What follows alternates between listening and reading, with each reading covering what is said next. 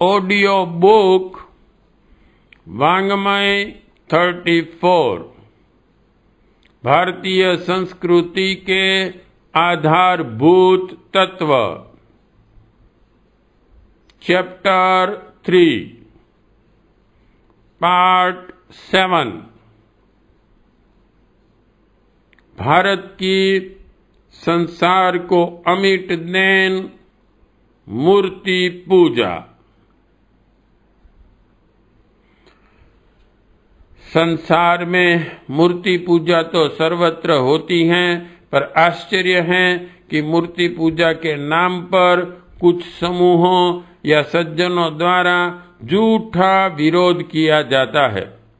मानव दैनिक जीवन में जो भी कार्य करता है या विचार करता है, सर्वप्रथम उस कार्य या विचार का चित्र प्रत्यक्ष या परोक्ष रूप में उसके मनः पटल पर अंकित होता है। बिना किसी प्रकार के मानसिक चित्र या कल्पना के मानव संसार में कोई भी कार्य करने में समर्थ नहीं। जब यह स्थिति प्रत्यक्ष थी, तभी तो भारत के महान धार्मिक वैज्ञानिकों ने अलौकिक मूर्ति पूजा का विज्ञान जनसाधारण के हितार्थ संसार के समक्ष रखा। भाग्यवान मानवों ने उसका स्वागत किया। इस सत्य से मुख मोड़ा नहीं जा सकता कि मूर्ति पूजा से संसार में कोई भी जीवित व्यक्ति वैराग्य नहीं ले सकता। ईसाई तो प्रत्यक्ष भी ईसा मसीह के चित्र, मूर्ति एवं क्रॉस, गिरजाघर आदि को पवित्र मानकर उनके समक्ष नतमस्तक होकर अपने को सौभाग्यशाली मानते हैं।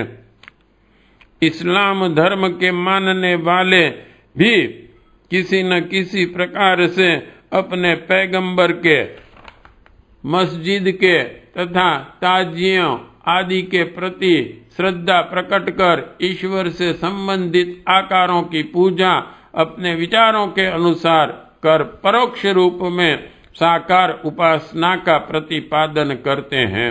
मुसलमान अपने किसी भी धार्मिक चीज का अपमान सहन नहीं कर सकता। यदि उसके दिल में आकृति के प्रति श्रद्धा नहीं है, तो अपमान के प्रति विरोध भावना कहाँ से प्रकट हुई है।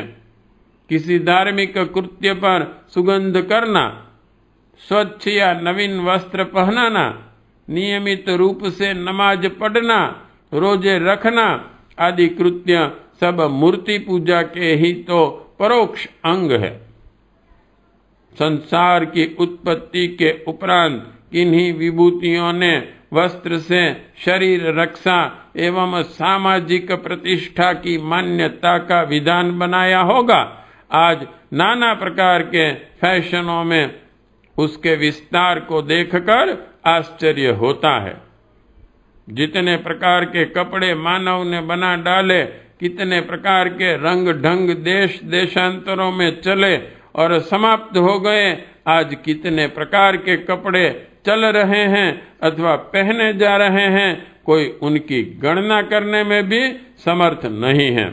पर वाह रे सिद्धांत, तू तो अपनी जगह पर अटल खड़ा है। ठीक इसी प्रकार अध्यात्मवाद के आश्रय में विरले ही मानव भगवान के चरणों में पहुंचने में समर्थ थे और हैं। अतः साधारण जनों की रक्षार्थ मूर्ति पूजन के सरल साधन द्वारा मानव को प्रभु चरणों से संबंध स्थापित करने का विधान बनाकर जिस अटूट सिद्धांत की रचना की गई, कोई कुछ भी कहे, वह अखंड ज्योति की भांति आज भी सारे संसार को प्रकाश दे रही हैं। संसार में अन्य देशों अथवा जातियों ने मूर्ति पूजा का आंतरिक महत्व नहीं समझा, वरन मानवीय आवश्यकता के कारण उसे अनजाने ही अपना लिया। अतः उसे अपनाने में मूल वस्तु तो रह गई, पर अन्य भौतिक साधन नष्ट हो गए। दूसरी ओर विशाल हिंदू जाति ने उसके आंतरिक महत्व और लाभ को समझते हुए उसका अनुसरण किया। मानव समाज से अनेक प्रकार की भावनाओं के आश्रित होकर अपनी जीवन यात्रा पूरी करता है। सनातन धर्म ने वनस्पति, जल, जीव, तारागण, चंद्र, सूर्य, सारे चराचर को अपनी पवित्र पूजन पद्धति में स्थान देकर देवी देवताओं आदि की इतनी बाहुल्यता कर दी कि मानव मात्र अपनी बुद्धि और रुचि के अनुसार पूजन शैली छांटने में स्वतंत्र हैं। भारतीय पूजन विधि में पांचों इंद्रियों को तृप्ति देने का सरल साधन है। चारों वर्णों की रचना को सामर्थक करने हेतु सभी वर्णों की अनुकूल तृप्ति भी पूजन से बनती है। अंत में 4 अवस्थाएं हैं। भारतीय पूजन विधि में बालकों के मनोविज्ञान की पूर्ति बाजे एवं प्रसाद पंचामृत से होती है। बड़े होने पर पाठ, श्रृंगार, कीर्तन आदि से मानव संतोष प्राप्त करता है। तृतीय अवस्था आने पर विचार, साधन, प्रवचन आदि संतोष के प्रत्यक्ष साधन है। संन्यास लेने पर सारे जगत को ब्रह्ममय बनाकर मानव सेवा कर जगत को सन्मार्ग पर लगाने की सच्ची मूर्ति पूजा का विधान है।